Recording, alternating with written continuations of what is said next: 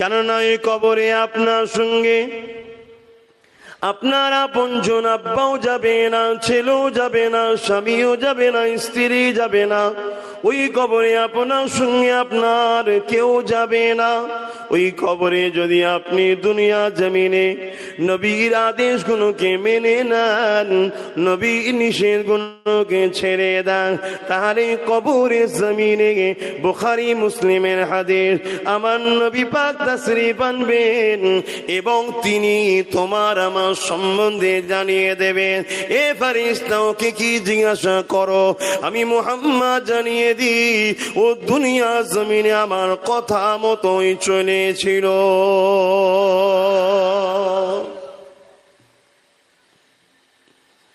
আর এর বেখেলাফ যদি হও কিছু করার নেই।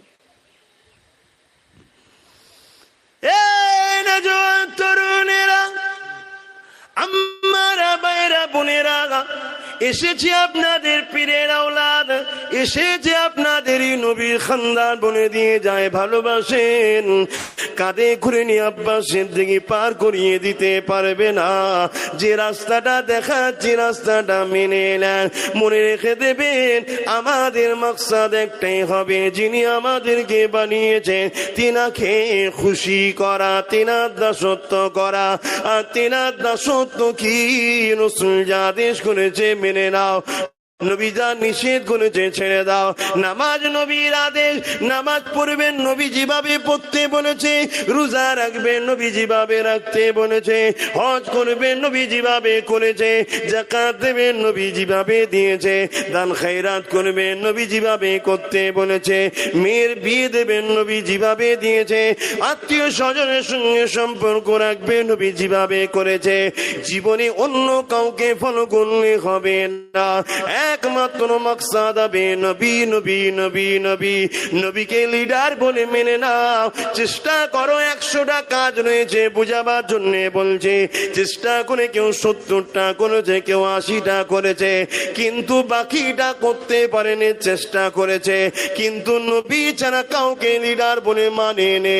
এই বাক্তিটা হতে পারে আল্লাহ পাকের দয়ায় নবীর শাফাতে নাজাতের রাস্তা পেয়ে যেতে পারে।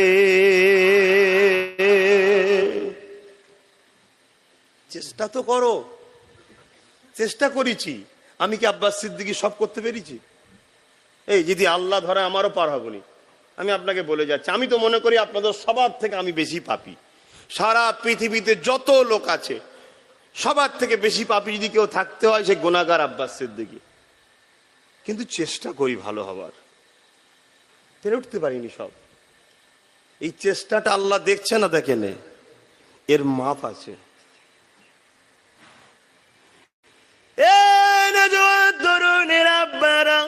ফজর বেলা ঘুম ভাঙিনি, নাচারি নামাজটা কাজা হয়ে গেছে, যখনই ঘুম ভেঙেছে তখনই আদায়টা করে নেওয়ার পরের দিন ওঠার চেষ্টা করেন। কিন্তু আপনি চেষ্টাই করলেন না, অ্যালার্মও দিলেন না, কোনো রকম কাউকে বললেন না ভাই আমায় ডেকে দিও। উপরন্তু বাপ ডাকলে তাকে বকছো, মা ডাকলে তাকে বকছো, ইমাম যদি মসজিদে ডাকে তাকে বকো, সে যদি বাড়ি বাড়ি গিয়ে আওয়াজ দেয় উঠে পড়েন, আল্লাহর ঘরে চলে আসেন, তারও বিরুদ্ধে লেগে যাচ্ছ। তরুণেরা, বাপেরা, মৃত্যু কিন্তু সবার একদিন একদিন হবে। ওই কবরের জমিনটা বড় ভয়ানক হবে। দুনিয়া জমিনে যাদের লিডার নবী নয় অন্য কাউকে বানিয়েছে তাদের কবরটা কেমন হবে আল্লাহ নবী জানিয়ে দিলেন। জাহান্নামের একটা গর্ত হবে যেখানে 99টা সাপ থাকবে, এক একটা সাপে দুটো করে মুখ হবে। গল্প আমি বলতে আসেনি। এ যুবকেরা কতটা না দুঃখজনক সেই দিনটা হবে। তাই পরিবর্তন হয়ে যান। আল্লাহ দুদিনের জিন্দেগি দিয়েছে, এটা পরীক্ষার জন্য দিয়েছে, এই জিন্দেগিটা আল্লাহ দিয়েছে, আল্লাহ রাস্তায় খরচ করেন, মাকসাদ একটাই হবে নবীকে ফলো করা। আপনি কারবার করবেন অবশ্যই করুন, যে যে খাদ্য দ্রব্য কোন ইসলামে হালাল ওইগুলোকে নিয়ে আপনি ব্যবসা করুন। ব্যবসায় কতটা লাভ করা যাবে, আমার নবীটা যতটা করতে বলেছে ততটা করুন। ব্যবসায় কখনো ধোঁকা কাউকে দেওয়া যাবে না, কেন নবী আমার নিষেধ করে দিয়েছে। তাহলে আপনার ওই পয়সাটা হারাম হয়ে যাবে। ঠিক ওয়াজ শুনছেন তো না? দুটো ঘটনা বলবো। বাবেরা, নজওয়ান তরুণেরা, আল্লাহ নবী দিন দুনিয়া বাদশা হাবিবুল্লাহ আমাদের জন্য মডেল। এ নজওয়ানেরা, আজ আমাদের সংসারে শান্তি নাই, কেননা সংসারে নবী নাই। যদি সংসারে নবী থাকতো, অর্থাৎ আপনার দাম্পত্য জীবনটা কেমন ভাবে হবে? নবী আমার যেভাবে করতে বলেছে, যেভাবে নবী আমার সংসার জীবন করেছে বা করতে বলেছে, ওইভাবে যদি সংসার করতেন তাহলে আপনি অবশ্যই কামিয়াব হয়ে যেতেন। আজ মুসলমান ঘরের ছেলেরা বিবাহ করছে সম্পূর্ণ ইসলামের বিরুদ্ধে গিয়ে, মানুষের বানানো নকল ধর্মের ইসলাম মানুষ অনুসরণ করে বিবাহ করছে। না জানি ওই বিবাহটা কতটা শুদ্ধ হচ্ছে আল্লাহ জানে। আর বিবাহ শুদ্ধ যদি না হয়, সন্তান কখনো হালাল হবে না। ঠিক ওয়াজ হচ্ছে তো নাকি? কি মুসলমানের ছেলেরা ইসলামের স্টাইলে বিয়ে করে? কে কে ইসলামিক স্টাইলে বিয়ে করেছেন বলুন? যদি বলেন ইসলামের স্টাইলের বিবাহটা কি, ইসলামের স্টাইলের বিবাহ হলো, এ বাপেরা, নজওয়ানেরা, পুরুষ নারীর মর্যাদার জন্য, কেন নারীর মর্যাদা ইসলামে অনেক, অন্য কেউ দেয়নি এতটা। তাই নারীর মর্যাদার জন্য পুরুষ নারীকে সম্মানের জন্য অর্থ দেবে, দিনমোহর দেবে, পুরুষ দেবে। এখানে তো উল্টো হচ্ছে, মহিলাকে দিতে হচ্ছে মহিলার বাপকে। এটা ইসলামিক বিবাহ কি? এটা আমার নবীর স্টাইলে কি? তাহলে আমি বিয়ে করুনি, যে কটা বিয়ে করুনি এখনো সময় আছে। যদি পারো রসুলের স্টাইলে করো, নবীজি ভাই বলেছে। আর যদি কেউ ফোন নিয়েও ফেলো, এখনো নিঃশ্বাস তো চলছে, সময় আছে। কি? শ্বশুরকে গিয়ে দিয়ে আসো, যে বলো আমি ভুল করেছি, আমাকে আল্লাহর রাস্তায় মাফ করে দেন। আর যদি এই হালে মারা যাও, হয়তো আব্বাস সিদ্দিকীও জানবে না।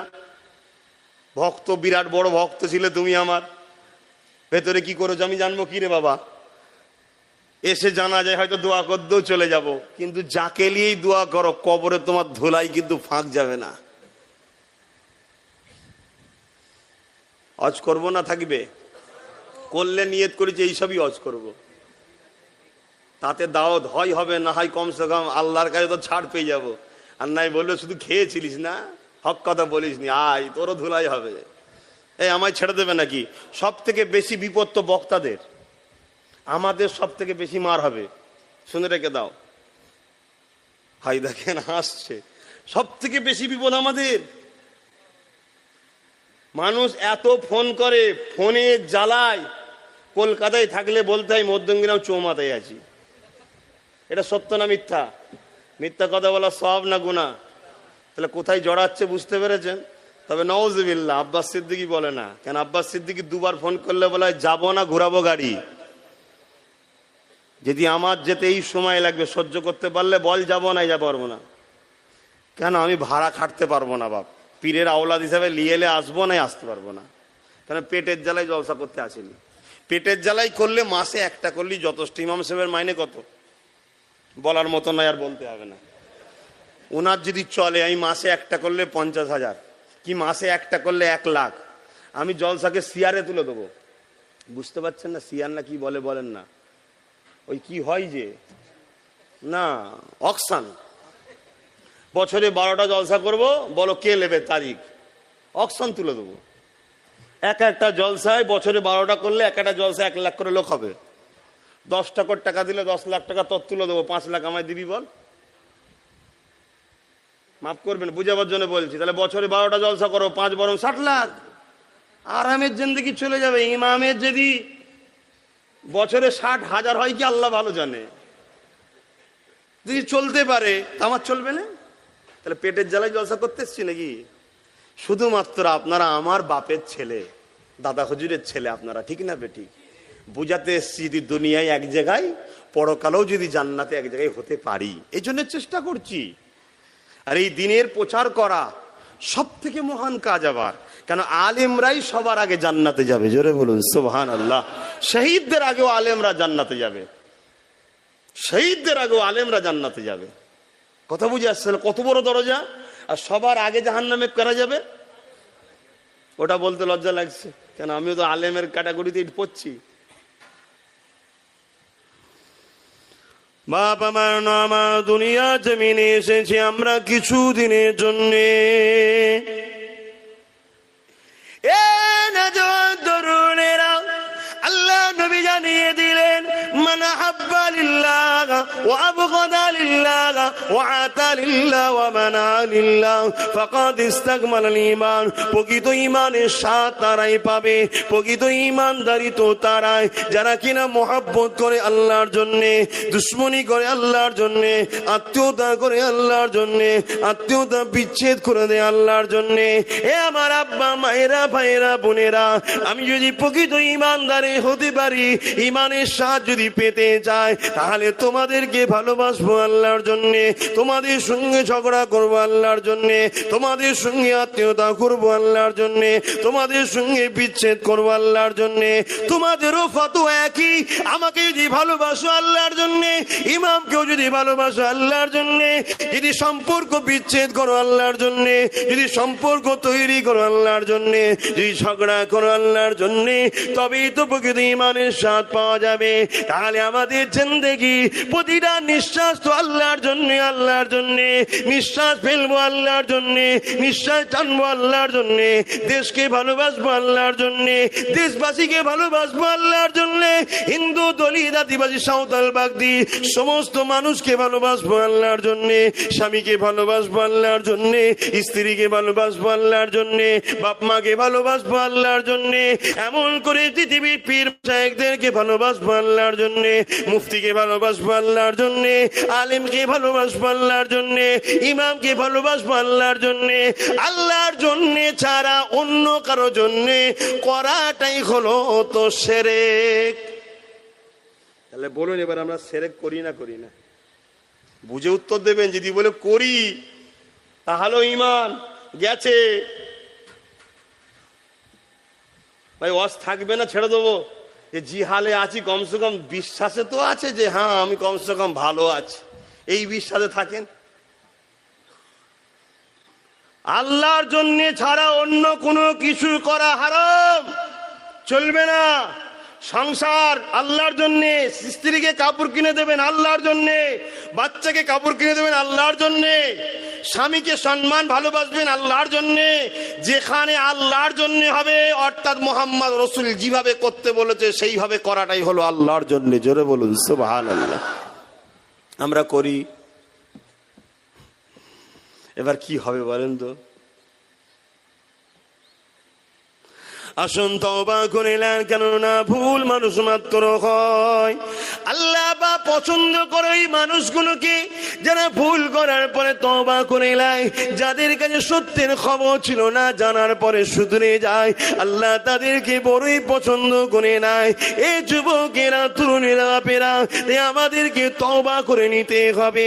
পৃথিবী পরিমাণ যদি গুনাহ থাকে, তওবা করলে আল্লাহ বা মাফ করে দেবে।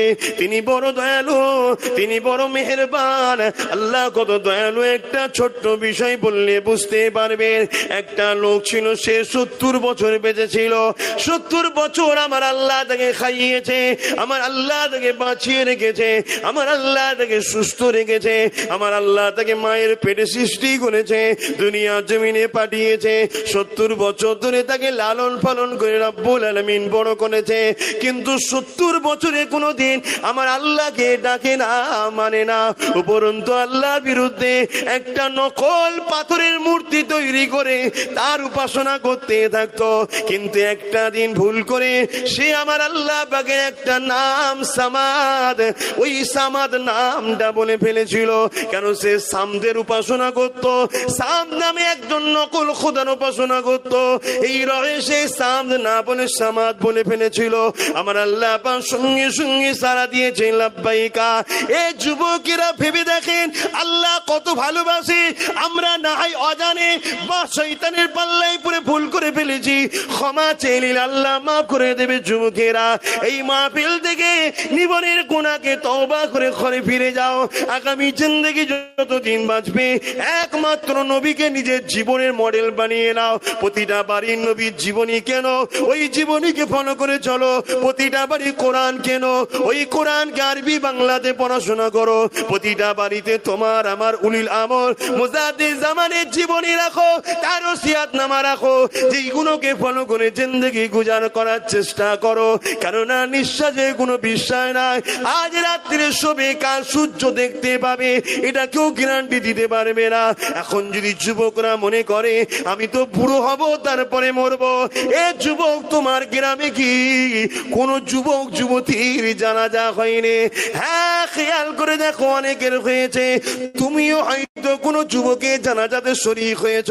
ওটা তোমারও কাল হতে পারে, ওটা আমারও কাল হতে পারে।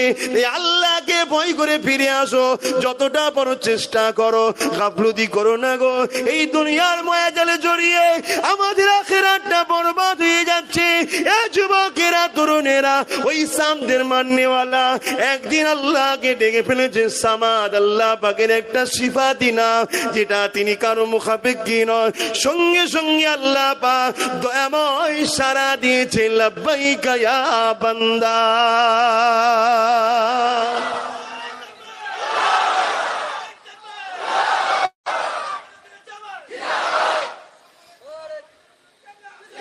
আল্লাহ কত ভালোবাসে। তাহলে আমরা যা করেছি মাফ হবার লাইন আছে না নাই? একটু সবাই বলুন। তাহলে এতক্ষণ যে মন খারাপ হয়েছিল, এবার মন খুশি তো? মন খুশি হয়েছে না হয়নি? বলুন, মন খুশি হয়েছে না হয়নি? চিৎকার দিয়ে একবার বলুন আলহামদুলিল্লাহ। হ্যাঁ, রাস্তা খোলা আছে তো কে বলে যাবে না? চুরি করেছো, জেনা করেছো, মদ খেয়েছো, সুদ খেয়েছো, ঘুষ খেয়েছো, যা করেছো সব মাপের রাস্তা এখন আছে। আচ্ছা না নাই? কিন্তু নিঃশ্বাসটা কখন ফুরবে জানো? তুমি যদি অপেক্ষা করো, আজ সুযোগ পেয়েছো, কাল সুযোগ তো নাও পেতে পারো। তাহলে আজকেই যখন সুযোগ পেয়েছি, কালকের অপেক্ষা করলে হবে? আজকেই তওবা করো, আসর থেকে নামাজ শুরু করো, আর নয়। আজকেই তওবা করো, সামনের যদি রোজার মাস পাও একদম মিস করোনি। প্রতিটা রাতকে লাইলাতুল কদর বানাও। ওই 27 তারিখে শুধু সারা রাত জাগবো, ইবাদত করবো, কোরআন পড়বো না। 30টা দিনই যদি পাও, 30 দিনের রাতটাকে লাইলাতুল কদর বানিয়ে দাও। 11 মাস তো আমরা গাফিল হয়ে কাটিয়েছি। এই মাসটা কোনো ব্যবসা নয়, কারবার নয়, কোনো কিছু নয়। 11 মাস ইনকাম করবো, এই মাসে খরচ করবো আর আল্লাহর দাসত্ব করবো, এই মাকসাদ লাও।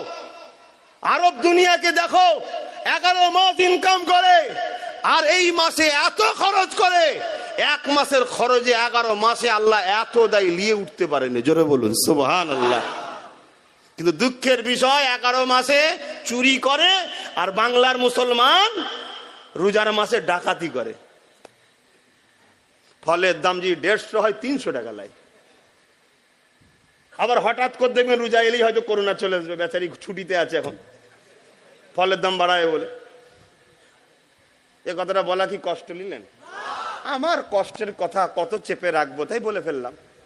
যদি আপনার হজম না হয়, আপনি কানে তুলে দিতেন, কি করব বলেন না? আর না মারবেন। এখন তো সবার মারা শুরু করেছে। বাপ রে বাপ, সব জায়গায় আবার মাথা গরম করতে যেওনি। অনেক জায়গায় মাথা গরম করলে কিছুদিন পর ব্রেনের তার ঢিলে হয়ে যাচ্ছে। জওয়ান ছেলে ধরে নিয়ে এসছে, কি হয়েছে? বলছে সবই ঠিক ছিল, ওই চায়ের দোকানে বসে আপনার বিষয়ে উল্টো পাল্টা বলেছে। কি বলেছিল? বলছে হুজুরের ছেলে রাজনীতির কথা কেন বলবে, একটু ছোট বড় কথা বলেছিল। আমি কি বলেছে একটু বল না শুনি। বলছে ও টাওয়ার এখন ঠিকই নেই, কি করে বলবে? ও তো টাওয়ার এখন ঠিক লাগছে না। রিলায়েন্স থেকে চলে গেছে সেই ভোদাফোনে, সিস্টেম হয়েছে দেখছেন না? ভোদা থেকে আর এয়ারটেলে, অন্য টাওয়ারে চলে গেছে। তো আর ফোন লাগে আর কিন্তু আমাদের কাজ আবার শরিয়াতের হুকুম, কেউ ভুল করলে ক্ষমা চাইলে মাফ করতে হবে না। আল্লাহ আবার আমাদের ধরবে, তুই মাফ করলেনি কেন আমার বান্দাকে? কি যত যাই হোক আল্লাহর সৃষ্টির ওপর জুলুম করা যাবে না, ঠিক না বেঠিক? যা বাবা আল্লাহর রাস্তায় মাফ করে দিলাম, আল্লাহ তোকে মাফ করতো, কপাল ভালো, পরকালে বেঁচে গেল। আর যে বেটাগুলোকে আল্লাহ পছন্দ করে না, ও এখন লাড়া দেয় না, পরকালে সব ধুলাই ঠিক হচ্ছে। কি দিবেন আপনি? কি এমন হয়ে গেছেন যে আপনার বিষয়ে বললে পরকালে হবে? ভাই আমি কেউ নয়, কিন্তু কোন একটা জায়গায় আল্লাহ আমার কিসমত বড় করে কোন একটা বংশে আমার জন্ম দিয়েছে। ওই বংশে জন্ম নেওয়ার জন্য আমার একটা গুরুত্ব ইসলামে আছে, সেটা হলো কি শরীফুন নসব। শরীফুন নসব দেখে সম্মান করা হলো ওয়াজিব, করতেই হবে। আমার কথা নয় বাবা, রসুলের কথা। শরীফুন নসব কে? নবীর খানদান, সাহাবাদের খানদান। নবীর খানদান, সাহাবাদের খানদান। ফুরফুরার হযরত আবু বকর সিদ্দিক নবীরও খানদান, আবার সিদ্দিক আকবরের খানদান, আবার হযরত আলীরও খানদান, হযরত উমরের খানদান, হযরত উসমানের খানদান, হযরত আব্বাস রাদিয়াল্লাহু তাআলা হুজুরদের খানদান। কথা বুঝে আসছে? তো সেই বংশে জন্ম নেবার জন্য আমিও শরীফুন নসবের মধ্যে পড়ছি। কথা বুঝে আসছে না? না। এবার যদি বলেন সব ঠিক আছে, তা বলে আপনি বলবেন কেন? আমি কি বলেছি? আমি যেটা বলেছি যদি আল্লাহর জন্য বলে থাকি জায়েজ, আর তুমি যদি আমার সঙ্গে ঝগড়া আল্লাহর জন্য করে থাকো জায়েজ। তুমি যদি আল্লাহর জন্য করে থাকো তো টেনশন কিসের? চলো আগামী দিন আরো লড়াই করো আমার সাথে। আর আমি যদি আল্লাহর জন্য করে থাকি, আমাকে যদি 100 বার জিন্দেগি দেয় আল্লাহ, আমি 100 বার লড়বো। কথা বুঝে আসছে না? নাই হিসাব তো হবে। সুম্মা নুফিকা উখরা ফাইযাকুম কিয়ামুন ইয়ানজিরুন। এই পাশে একটা আহলে সুন্নাত ওয়াল জামাতের অফিস ছিল, বন্ধ হয়ে আছে দেখলাম। কারা করেছে আমি জানি না। যারা বন্ধ করেছে তারা যদি আল্লাহর জন্য করে থাকে 100% ঠিক করেছে। আর যদি দুনিয়ার কোন কাফেরের জন্য করে থাকে, কিয়ামতের দিন ও বেটাকে জাহান্নাম যেতেই হবে।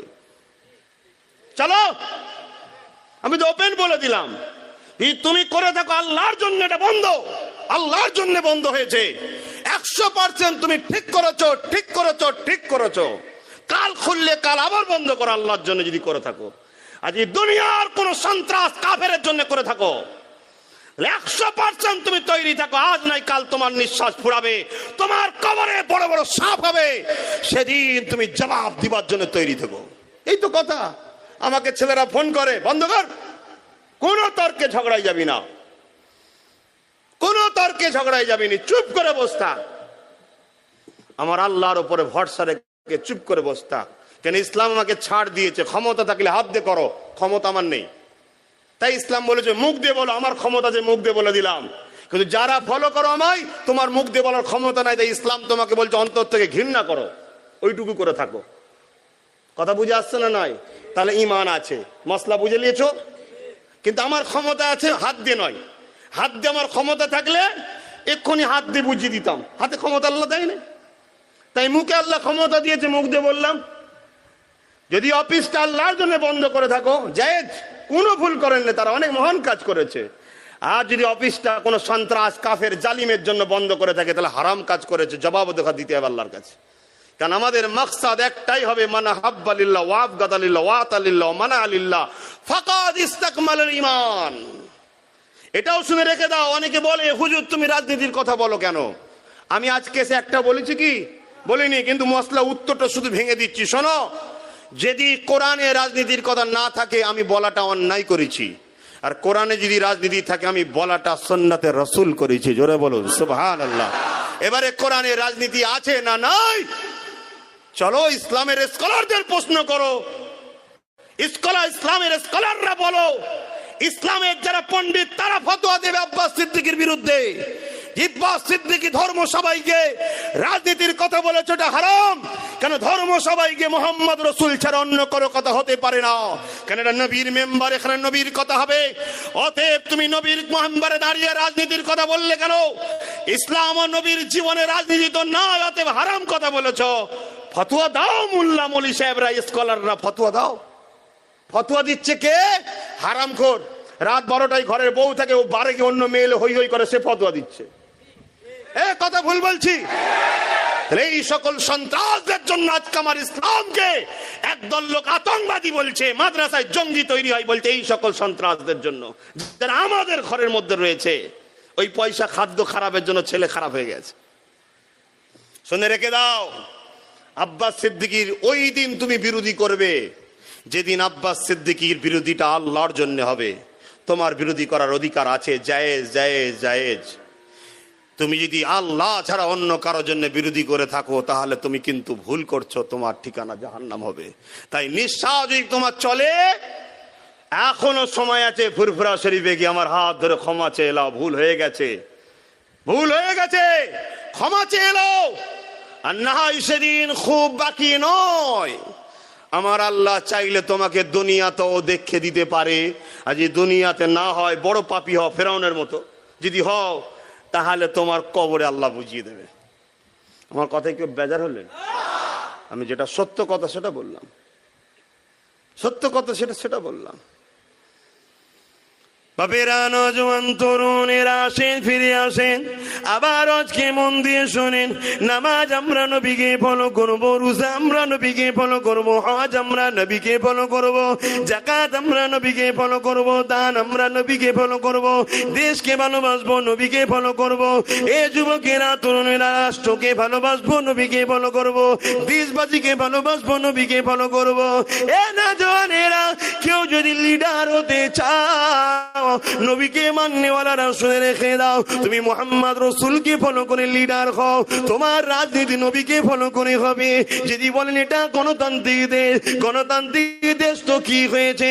তুমি আল্লাহকে যদি ভরসা করো, নবীকে যদি প্রেয়ার করো, তাহলে তোমাকে ফলো নবীকে করতে হবে। বড় লজ্জা, দুঃখ তো এটাই, মক্কার জমিনের একদিনের কথা মনে পড়ে যায়। আবু জেহেলের হাতে একটা পাথর ছিল, আল্লাহ নবীর সামনে নিয়ে এসে বলেছিল, এ মুহাম্মদ, বলো তো দেখি আমার হাতে কি আছে? আজ বড় আফসোস, সেই দিনের পাথর থেকে আমাদের শিক্ষা নিয়ে দরকার। আমার নবী বলেছিল, আবু জেহেল রে, তোর হাতে কি আছে আমি যদি বলে দিই, তুই কি কলমা পড়ে নিবি? ওই সময় এই পাথরটা থেকে নবী যখন তাকালে, অনেক বড় কথা, মূল জায়গাটা বুঝাচ্ছি, ওই পাথরটা আবু জেহেলের হাতের মধ্যে থেকে আওয়াজ দিয়েছিল, আশহাদু আল্লা ইলাহা ইল্লাল্লাহ ও আশহাদু আন্না মুহাম্মাদান আবদুহু ওয়া রাসূলুহু। কবিতায় জিজ্ঞাসা করতে লেগেছে, এ পাথর, তোমার কি ভয় লাগে নে? কেননা তুমি আবু জেহেলের কবজায় ছিলে, যে ছিল সন্ত্রাস, তুমি আবু জেহেলের দখলে ছিলে, যে ছিল জালি, যে তোমাকে নির্বাচন করেছিল, পছন্দ করে রাস্তা থেকে তুলেছিল, সে ছিল আবু জেহেল। তোমার কি ভয় হলো না?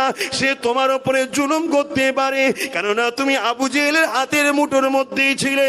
ওই সময় পাথর বলেছিল, এ দুনিয়ার মানুষ, আজ তোমরাও শুনে রেখে দাও, কার দখলে ছিলাম, কোথায় ছিলাম, কার ক্ষমতায় ছিলাম, ওটা আমার বড় বিষয় নয়। কেননা মুহাম্মদ রাসূলের ইজ্জতের যেখানে ব্যাপার থাকে, ওখানে আমার কি হবে ওটা আগে নয়, আমার নবীর শানটা আগে।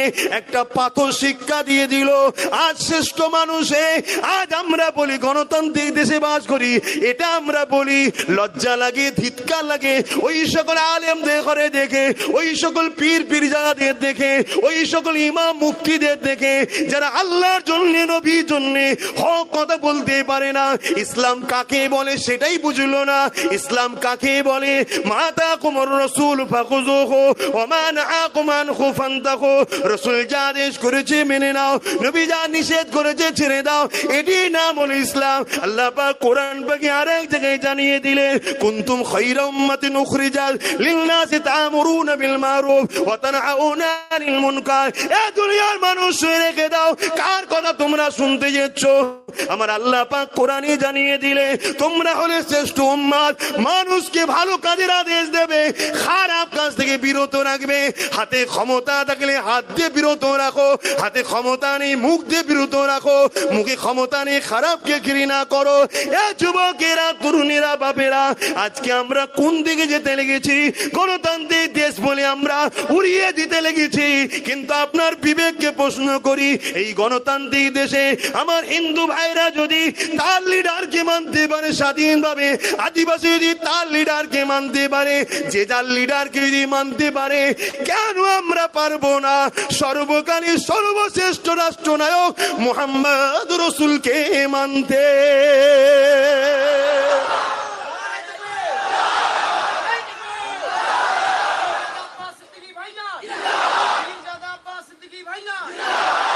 10 বছর 10 বছর রোদি মদিনার রাষ্ট্রপ্রধান ছিলেন, রাষ্ট্রনায়ক ছিলেন 10 বছর।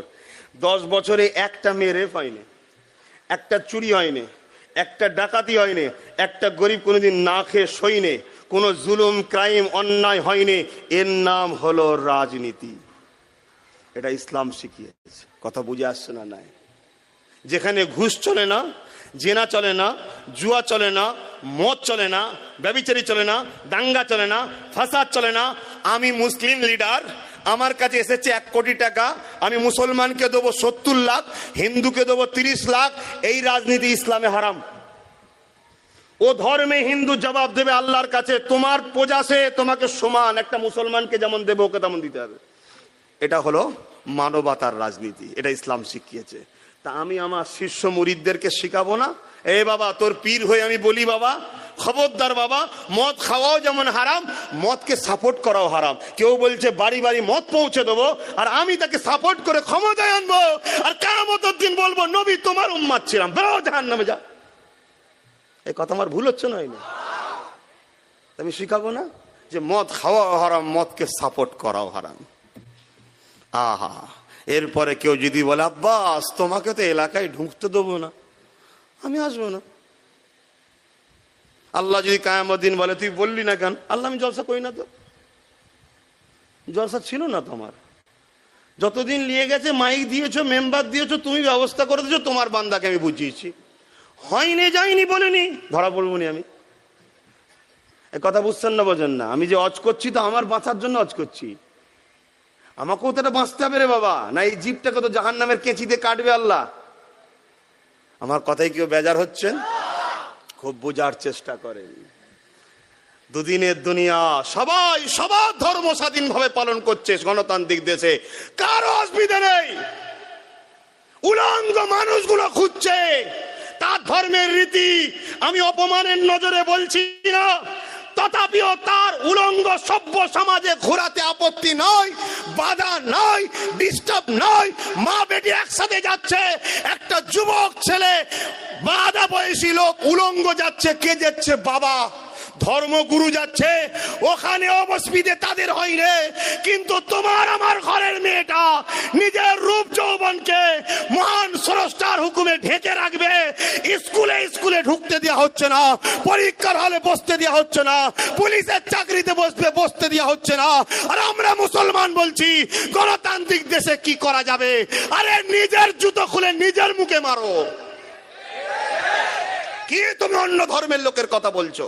তারা কেউ তোমাদের দুশ্মন না, কেউ তোমাদের ক্ষতি করেনি, তোমরা নিজেদের ক্ষতি নিজেরা করেছো। কথা খারাপ লাগছে? বাঘের খাঁচায় হাত দিয়ে বলবে খাবি না, তা জঙ্গল থেকে বাঘ নিয়ে এলে সে তো খাবি রে বাবা, আনতে গেলি কেন? এ কথা বুঝে আসছে না? নয়, নিজে নিয়ে আসবে, নিয়ে এসে লাস্টে যখন তোমায় কামড়ে নিয়েছে বলছে এইটা তো ঠিক হলো না। আরে ও কামড়েছে, ওর 10 নয়, ওর কামড়ানোটা হলো খসলত। ওর খসলত হলো কামড়ানো। কেন? ও বিহায়া, ও ল্যাংটো পছন্দ করে, নারীর দেহ শোষণ পছন্দ করে, নারীকে চোখের খিদের নজরে দেখবে এটাও পছন্দ করে। কেন? মুহাম্মাদের উত্তরসূরি নয়, ও আবু জেহেলের উত্তরসূরি, ও ইমামে হোসেনের উত্তরসূরি নয়, ও ইয়াজিদের উত্তরসূরি। কিন্তু তুমি মুহাম্মাদের উত্তরসূরি হয়ে, ইমামে হোসেনের উত্তরসূরি হয়ে কেন আবু জেহেল ও এজিদের উত্তরসূরিকে সাপোর্ট করলে? তুমি এখন তুমি বলছো স্কুল থেকে বার করে দিচ্ছে, হ্যাঁ? আর এখন আবার অনেকে বলছে আব্বাস সিদ্দিকী চুপ করে আছে কেন? বলছে না? বলেন না? হ্যাঁ, বুঝতে পেরেছো তাহলে? দাঁড়া, এখন কিচ্ছু হয়নি, এখন কিচ্ছু হয়নি। সবচেয়ে বড় বিপদে পড়বে যে ইমামগুলো ঈশান নামাজ পড়ে দূরে যায়। কিছু মনে করবেন না, সত্যটা বলছি। যে ইমামগুলো ঈশান নামাজ পড়ে একটু দূরে যেতে হয়, ওই ইমামগুলো খুব শিগগিরই মজা বুঝবে। দাঁড়া। আর ইমামের মধ্যে একটা বড় অংশ মসজিদে দাঁড়িয়ে আমার বিরুদ্ধে বলেছিল, তোমরা জানো কি জানি না। প্রশ্ন করুন, আল্লাহর ঘরে দাঁড়িয়ে আব্বাস সিদ্দিকীর বিরোধী করলেন আল্লাহর জন্য না অন্য কারো জন্য? যদি বলে আল্লাহর জন্য, ইমাম ঠিক করেছে, ইমামকে শাবাশি দেওয়া দরকার, ঠিক কাজ করেছে, কারণ আল্লাহর জন্য সব চলে। কিন্তু আব্বাস কি এমন কাজ করলো যেটা আল্লাহর বিরুদ্ধে গেছে? এখনো কিছু হয়নি বাপ, এই তো সবে শুরু হয়েছে। এক আনিস খানকে ছাদ থেকে ফেলে দিয়ে দেখছে সমাজে কি হয়। দাঁড়া, অনেককে ফেলবে, অনেক মারবে। এই বলে আব্বাস সিদ্দিকী তোমার টেনশন হয় না? দৌড় বোকা কোথাকারে। আমরা বোম বন্দুকের গুলিতে নবী মোহাম্মদ সাল্লাল্লাহু আলাইহি ওয়াসাল্লামের দিদার দেখি আর জান্নাতের খুশবু পাই, আমাদের আবার টেনশন কিসের? কিন্তু যারা বাঁচার জন্য 28% সাপোর্ট করলি, তোদের কি হবে বল দেখি? হ্যাঁ, যারা বাঁচার জন্য 28% গেলি, তোদের কি দশা হবে ওর ভাব। কথা বুঝে আসছো না? না মনে হচ্ছে একটু অন্য লাইনে চলে গেছে, খারাপ লাগছে। হ্যাঁ খারাপ লাগছে। আজ আমার মসজিদকে মিটাচ্ছে। আজ এয়ারপোর্টের মসজিদ, একটা মসজিদ আছে না, ওটাকে বারবার খুঁটরানো হয় না? ওটাকে কোন শক্তিতে খুঁটরানো হয়? ওই শক্তিটা কারা দেয়? তা তোমরা যদি দাও, তাহলে মসজিদটা যদি কোনো শক্তি ভাঙে, ওই শক্তিটাকে যে এনেছে, যে ভাঙলো সে দোষী, আর যারা এনেছে তারা দোষী নয়? খুব ভালো করে বুঝবে। তুমি ঘরে একটা ময়াল সাপ পুষলে, অ্যানাকোন্ডা ময়াল সাপ জানো না, পুষলে, তুমি পুষেছো, এখন ওই সাপ গ্রামের 2-3টে লোককে খেয়ে ফেলেছে, সাপটার তো শাস্তি হবেই হবে। তোমার কি হবে? হবে না? হবে না? এই হবে না? হবে না? তোমরা সাপ পুষেছো, সাপ পুষেছো নবীর খানদানের বিরুদ্ধে গিয়ে। ওই সাপ যত ইসলামের ক্ষতি করবে, দুশ্মনী করবে, সব আসামি তোমাদের ঘরে কিয়ামত দিন জবাব দিতে হবে। যদি বলো আল্লাহ আমরা জানি না, আমার আল্লাহ বলবে ডাক দিয়েছিল তোকে, খানদানের রসুল ডাক দিয়েছিল, হুঁশ নাই? মিশকাত শরীফের হাদিস, আব্দুল্লাহ ইবনে উমর থেকে রয়াত। এ বিশ্বের মানুষ, আমার নবী বলছে তোরা জীবনের শেষ নিঃশ্বাস পর্যন্ত আমার খানদানের ঝান্ডা তলায় দাঁড়াবি। জোরে বলুন সুবহানাল্লাহ। তা তোমরা আমাকে বুঝতে পারলে না। এখন কি বুঝতে পারছো না? পারোনি? এখন চোখ খুলছে না খোলেনি? খুলেছে না? খুলেছে না? বাপেরা চলে আসেন, জিন্দগির মাকসাদ একটাই হবে, আল্লাহকে ভালোবাসা, নবীকে ভালোবাসা। এ যুবকেরা, তরুণীরা, বাপেরা, আজ বড় দুঃখ করে একটা কথা বলতে হয়, বাড়ি বাড়ি বাড়ি বাড়ি বাড়ি বাড়ি মুসলমান লোন ঢুকে গেল, অথচ লোন সুদ, সুদ, সুদ খাওয়াটা কি? এ যুবকেরা, তরুণেরা, আমরা সবাই জানি, মায়ের সঙ্গে আর বলবো না, কিন্তু তার আগে আর একটা কথা বলি। সুদ খাওয়ার প্রথম শাস্তি হলো কি? আল্লাহ আল্লাহ নবীর সঙ্গে যুদ্ধের ঘোষণা করা। কিন্তু আজকে মুসলমান বুকে হাত দিয়ে বলো, 100-র মধ্যে 90টা মুসলমানের বাড়িতে বন্ধন লোন ঢুকেছে না ঢোকে? আবার এটা কি সিস্টেম? নারী ছাড়া এই লোন দেওয়া যাবে না, নারী দেখে দেওয়া হবে। শয়তানেরা দেখে নিয়েছে মুসলমানদের পুরুষগুলোকে তো খারাপ করে দিয়েছি, হারামে ঢুকিয়ে দিয়েছি, চায়ের দোকানে বসিয়ে দিয়েছি, টিভির সামনে দাঁড় করিয়ে দিয়েছি, মাচানে আড্ডা দিয়ে দিয়েছি, গান ফাংশনে জড়িয়ে দিয়েছি, কিন্তু মুসলমানদের মেয়েগুলোকে তো খারাপে নামাতে পারি না। কেননা একটা পুরুষ যদি হারাম ইনকাম করে নিয়ে আসে, ওই স্ত্রী যদি খায়, আল্লাহ পাক স্ত্রীকে ধরবে না কিয়ামতের দিনে। কেননা পুরুষকে জবাব দিতে হবে, স্বামীকে জবাব দিতে হবে। তাই এইভাবে ইসলামের দুশ্মনেরা, তোমাদের দুশ্মনেরা দেখে নিয়েছে, যদি আমরা এদেরকে হত্যা করতে যাই, আর ওই মহিলাগুলো নামাজের পাটিতে বসিয়ে দিয়ে হাত তুলে বলে দেয়, ওগো আমার আল্লাহ সাহায্য করো, আসমান থেকে ফারিস্তা এসে যাবে, আবার বদর হয়ে যাবে, সংখ্যা কম হলো, অস্ত্র না থাকলো এদেরকে মিটানো সম্ভব হবে না। তাই তারা দেখে নিয়েছে ওই বাড়িওয়ালিগুলোকে খারাপ করতে হবে। কি করে খারাপ করা যায়? এরা আজকে বড় লুবি হয়ে গেছে, তাই ওদের বাড়ি বাড়ি বাড়ি বাড়ি এমন করে মহিলা ঘুরে ঘুরে বেড়াচ্ছে, এমন করে বন্ধন লোন দিচ্ছে, এবং তার কমিটি তৈরি করছে। কমিটিতে নাম লিখাতে গেলে যে নারীটা সুন্দরী দেখতে, হালকা বয়স হবে, সেই হবে কমিটির আবার সেক্রেটারি। পরপুরুষের পাশে বসে ইসলামকে মিটিয়ে দিয়ে নবীর বিরুদ্ধে গিয়ে যে বাড়িতে সুদ চলবে, ওই বাড়িতে কখনো রহমতের ফেরেশতা আসবে না। ওই বাড়ির ছেলে কখনো আব্বাস সিদ্দিকীকে সাপোর্ট করতে পারে না। ওই বাড়ির ছেলে কখনো আহলে সুন্নাহ সুন্নাতুল জামাতের অফিসকে ভালোবাসতে পারে না। এ যুবকেরা, তরুণেরা, বাপেরা, তাই বলে দিয়ে যাই, তওবা করে নাও। যেসব বাড়িতে বন্ধন লোন নিয়েছো মিটিয়ে দাও, মিটিয়ে দাও। যদি না মিটাতে পারো, নবী আমার জানিয়ে দিলেন কিয়ামতের দিনে আল্লাহ বলে দেবে তোমরা তৈরি হয়ে যাও, আল্লাহ নবীর বিরুদ্ধে যুদ্ধ হবে। কি গো, আল্লাহর নবীর বিরুদ্ধে যুদ্ধ করবেন আপনারা? শখ আছে? পারবেন? নমরুদকে যে জিজ্ঞেস করেন কেমন হয়েছিল ওর হাল, একটা মশা দিয়ে মেরে ওকে সাইজ করে দিয়েছে পৃথিবীর রাজাকে, যদি বলেন না, তাহলে আপনার বাড়িতে সুদ ঢুকলো কি করে? আপনার পরিবার সুদ খায় কি করে? আপনার মেয়েরা সুদ লাই কি করে? যদি বলেন আমার বিবি তো আমার কথা শুনছে না, আজ যদি বলেন এই হাল, তাহলে আগামী 5 বছর পর আপনাদের কি হাল হবে? আপনারা আপনার বিবিদের? আমার আজ খারাপ লাগছে। সেই লাইন করা হচ্ছে, ফিরিতে ফিরিতে 1000 2000 করে দেবে, আপনাকে বুড়াগুল দেখে চলে যাবে, আপনি হাঁ করে রয়ে যাবেন, কিচ্ছু করতে পারবেন না। এই কথা খারাপ লাগছে নাকি? আমার মা বোনেরা ভাববে হয়তো আব্বাস সিদ্দিকী আমাদের হাতে পাতে হাত দিয়েছে, মারে আহা জাহান্নাম কি জিনিস। মেয়েরাজের রজনীতে নবী ঘুরেছে, বলেছে সব থেকে বেশি নারীরা জাহান্নামে থাকবে, স্বামীর অবাধ্য হওয়ার জন্য, বেপর্দা করার জন্য, বদদুয়া করার জন্য, আর নিজের জবানের হিফাজত আর ইজ্জতের হিফাজত না করার জন্য।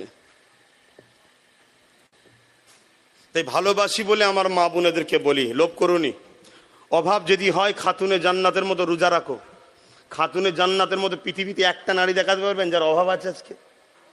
3 দিন শুধু পানি খেয়ে রোজা খুলেছে আর ইফতার করেছে, 3 দিন পানি খেয়ে। এটা তার জিন্দেগিতে কন্টিনিউ ব্যাপার, সারা জীবনের ব্যাপার। তারা দুনিয়া চাইনি, আল্লাহর জান্নাত চেয়েছে। দুদিনের দুনিয়া, আজ আছেন কাল নাই। আর কথা বাড়াতে পারছি না, একটা ছোট্ট কথা বলবো, উত্তর দেবেন। এই উত্তরটা দিবার পরে ভাবুন আব্বাস সিদ্দিকী ভুল করছে কি ঠিক করছে। একটা হচ্ছে লেনদেন, বিনিময়, বোঝেন বিনিময়? বিনিময় বোঝেন না? আপনারা সবাই তো কারবার করেন, বিনিময় করেন না? করেন না? বিনিময়, লেনদেন, একটার বিনিময় আর একটা, কিছু দাও কিছু লাও, এটা সবার সঙ্গে চলে, এটা সবার সঙ্গে চলে। কেন আমি তার উপরে দয়া কিছু দেখালাম না? আর একটা হচ্ছে দয়া করা, এহসান করা, সাপোর্ট করা, দুটো এক না আলাদা? দুটো এক না আলাদা? আলাদা। একটু সারা দেবেন ভাই, আর 2 মিনিট। অসুবিধা হচ্ছে? আমার কথায় বেজার হয়েছেন কেউ? তাহলে শুনুন, শেষ কথা বলে যাচ্ছি। সুদ খাওয়ার প্রথম কি?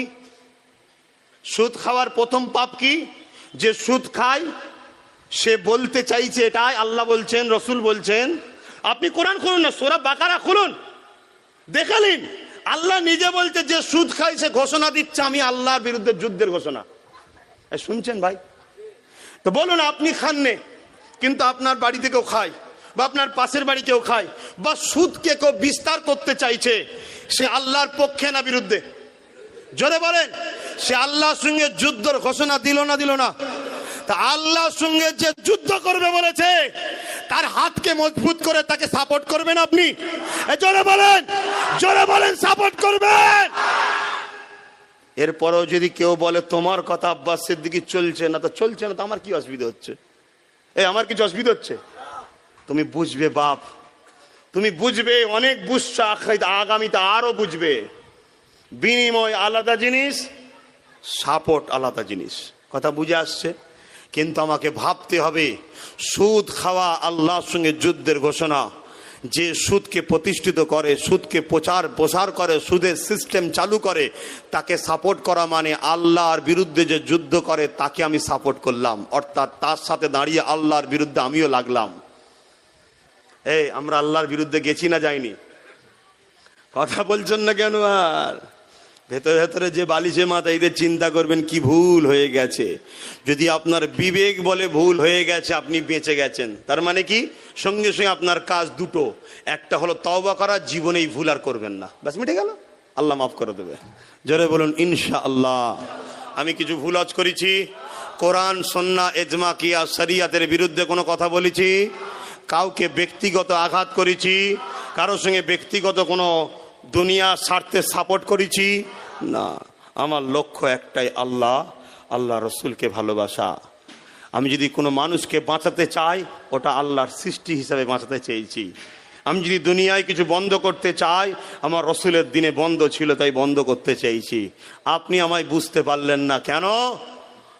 আপনি বড় শয়তানের ভয়ে ছোট শয়তানের কোলে উঠে পড়েছেন। আপনার হুঁশি নাই। কথা বুঝে আসছে না? নাই। অতএব আল্লাহর উপরে ভরসা রেখে আগামী দিন জীবন যাপন করুন। যা কিছু করবেন লক্ষ্য যেন থাকে আল্লাহকে খুশি করা, নবীর হুকুম মানা। আসুন, এই ধর্মীয় মাহফিলগুলো হবে না বন্ধ হবে? জোরে বলুন, হবে না বন্ধ হবে? আপনারাই তো বন্ধ করবেন আগামী দিন এই ধর্মীয় মাহফিলগুলো, আপনারাই করবেন। আপনারা বলতে কারা? মুসলমান। ওই ঘোষপাড়া থেকে, গয়লাপাড়া থেকে, দুলেপাড়া থেকে, বাগদিপাড়া থেকে কেউ এসে বন্ধ করবে না, আপনারা বন্ধ করবেন। আপনি নয়তো কি হচ্ছেন, আপনার পাড়ার মুসলিম দাবিদারি বলবে এইসব মাহফিল কি হবে, দিয়ে সব দিয়ে লাভ নেই। কেন? একটাই কারণ, ইবলিসের দলের পক্ষ থেকে মাইনে দেওয়া হয় ইসলামকে মিটাবার জন্য। তাদের দ্বারা মুসলিম এলাকায় ইসলামকে মিটানো হচ্ছে।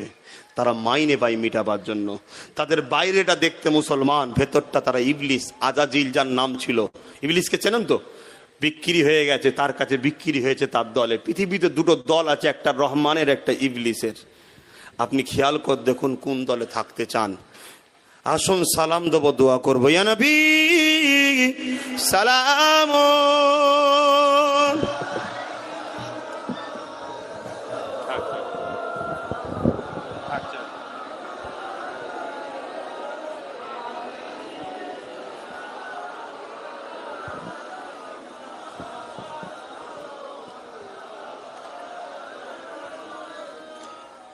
আমার বাপ ভাইরা, সালাম দিবার আগে একটা ছোট্ট কথা। আমি যে এই অফিসটার কথা বললাম, এ থেকে আপনারা বেজার হলেন? আহলে সুন্নাত আল জামাত এটা একটা ইসলাম ধর্মের ধর্মীয় সংগঠন। ইসলাম ধর্মের অরাজনৈতিক ধর্মীয় সংগঠন। ধর্মপ্রেম, মানবপ্রেম, দেশপ্রেম, মুহাম্মদ সাল্লাল্লাহু আলাইহি সাল্লামের রেখে যাওয়া দ্বীনের খেদমত করার জন্য এই সংগঠনটাকে তৈরি করা হয়েছে। আহলে সুন্নাত আল জামাত, এই দলটা যে নাম, এই দলটার নাম আমার নয়, এটা আমার রসুল বলেছেন যে দল জান্নাতি, সে দলটার নাম হলো আহলে সুন্নাত আল জামাত। সেই সুন্দর নামটাকে নিয়েছি। আর ফুরফুরা শরীফ হলো দাদা হুজুর পীর কেবলার। তাই কথাটা বললাম। যারা এখানে আমার ভালোবাসার মানুষ আছেন, জীবনে কোনোদিন অন্যায়কে সাপোর্ট করবেন না, অন্যায়ের পক্ষে দাঁড়াবেন না, অন্যায় কারোর উপরে করবেন না। কারো যদি দিলকে জুড়তে না পারেন, কারো দিলকে কখনো ভাঙবেন না। যদি কেউ জোর দেখিয়ে কিছু করতে যায়, কিছুক্ষণের জন্য ওটা সবর করুন, সবর করুন। আল্লাহ চাইলে যে বন্ধ করেছে তার দিয়েও আল্লাহ খোলাতে পারে, পারে না? পারে না? হ্যাঁ, যদি তাও না হয় তাও সবর করুন। আমি চাই আপনারা ধৈর্য ধরবেন, কেন ধৈর্যশীলকে কে পছন্দ করে? আল্লাহ। খবরদার কোনো ফিতনাতে, কোনো ঝগড়াতে, গ্রামের বিশৃঙ্খলাতে যাবেন না, যাবেন না। এটা আমার হুকুম আমার সংগঠনের ছেলেদের কাছে। আদেশ করলাম না। আমার পায়ের ওপরে পা দিয়ে ঝগড়া করছে, আমি যেটা বললাম যে সবর করুন। আমার রসুল পাক সাল্লাল্লাহু আলাইহি ওয়াসাল্লাম ও সাহাবাদেরকে বলেছিলেন সবর করুন। কিন্তু এমন একটা দিন আসলো, তারাই বলতে আসলো মুহাম্মদ সাল্লাল্লাহু আলাইহি ওয়াসাল্লাম, আমাদের যে চুক্তি ছিল সেই চুক্তিটাকে আমরা নিজেরাই ভেঙে দিতে চাই, কেন আমরা নিজেদের জালে নিজেরাই ফেঁসে গেছি। হতে পারে আল্লাহ যারা আজকে ভুল করছে তাদেরকে হেদায়েত করুক, বলুন আমিন। যদি হিদায়েত কপালে না থাকে, বিচার আল্লাহ করবে। আসুন আমরা মিলেমিশে আগামী দিন আমাদেরকে আল্লাহ যে জন্য তৈরি করেছে, আমার রসুলের দিন ইসলামের খেদমত করা, হকের পক্ষে থাকা, ন্যায়ের পক্ষে থাকা, মানবতার পক্ষে থাকা, সভ্যতার পক্ষে থাকা। আজ আমি আপনাদের কাছে একটা অঙ্গীকার লব। আমার এই অঙ্গীকারে আপনাদের আমার সঙ্গে কথা বলতে হবে। হ্যাঁ হ্যাঁ, না না বলবেন। যদি না বলেন সেটাও জোরে বলবেন, হ্যাঁ বলেন হ্যাঁ বলবেন। আগামী দিন সময় খুব সংক্ষেপ, আমাদের ঘরে প্রস্তুত হতে হবে লড়াইয়ের জন্যে। আমরা কি রাজি আছি? একটু জোরে বলুন, রাজি আছেন? কি লড়াই করবেন?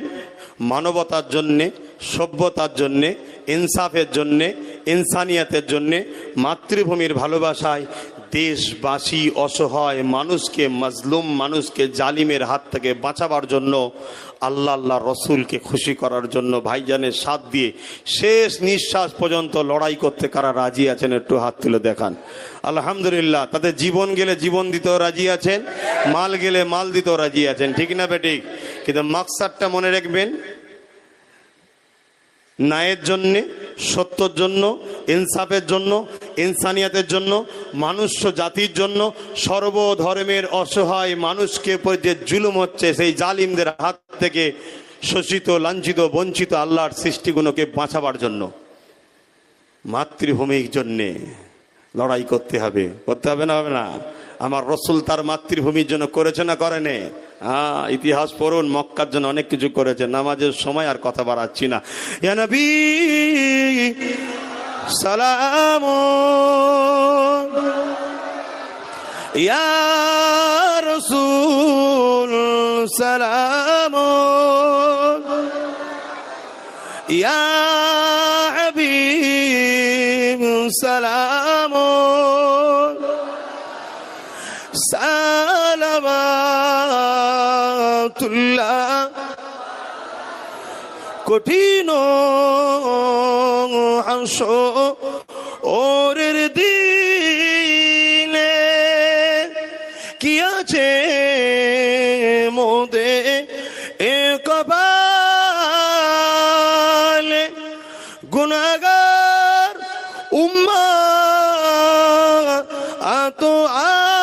আপনার লইবেন সঙ্গে এ মাহশরে। নবী সালাম,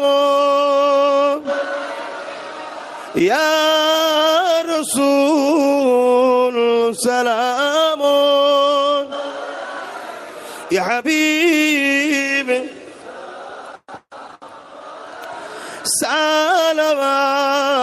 সালাওয়াতুল্লাহ। সকলে গে বসে। ইয়া রাব্বি সাল্লাল্লাহু। বাপ ভাইরা, সময় কিভাবে পার হয়ে গেছে বুঝতেই পারিনি। আর একটাও কথা নয়, আসেন তওবা পড়েন। বিসমিল্লাহির রহমানির রহিম। আল্লাহ তাআলা, আমি জানা অজানা, ইচ্ছা ইচ্ছা সকল গুনাহ হইতে তওবা করিতেছি। আস্তাগফিরুল্লাহ রাব্বি মিন কুল্লি জামবি ওয়া আতুবু ইলাইহি। আশহাদু আল্লা ইলাহা ইল্লাল্লাহু ওয়াহদাহু লা শারীকা লাহু ওয়া আশহাদু আন্না মুহাম্মাদান আবদুহু ওয়া রাসূল। লা ইলাহা ইল্লাল্লাহ মুহাম্মাদুর রাসূলুল্লাহ সাল্লাল্লাহু আলাইহি ওয়াসাল্লাম। 5 ওয়াক্ত নামাজ